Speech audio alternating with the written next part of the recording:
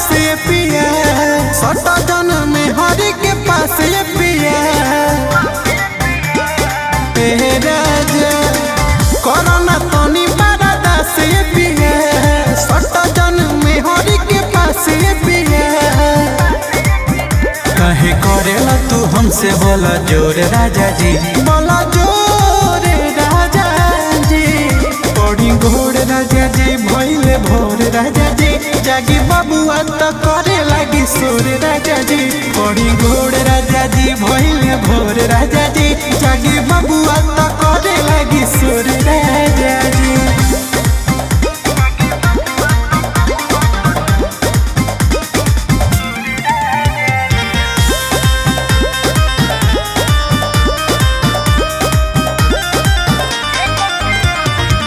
एगो पियाई तो दूसरे रोवे तीसर के राजा पलान करेला हले के देह छुटल कमसिन कमरिया पिया बेजान करेला ए सुसुताही राजा जी नमुआही राजा जी मेहरी पाया पना मोहाई राजा जी इन्हें आई जानी रही ओह कोरे राजा जी ओह कोरे राजा जी पड़ी गोड़ राजा जी भइले भोर राजा जी जागी बबुआ तो करे लगी सोर राजा जी पड़ी गोड़ राजा जी भइले भोर राजा जी जागी बबुआ तो करे लगी सोर राजा जी।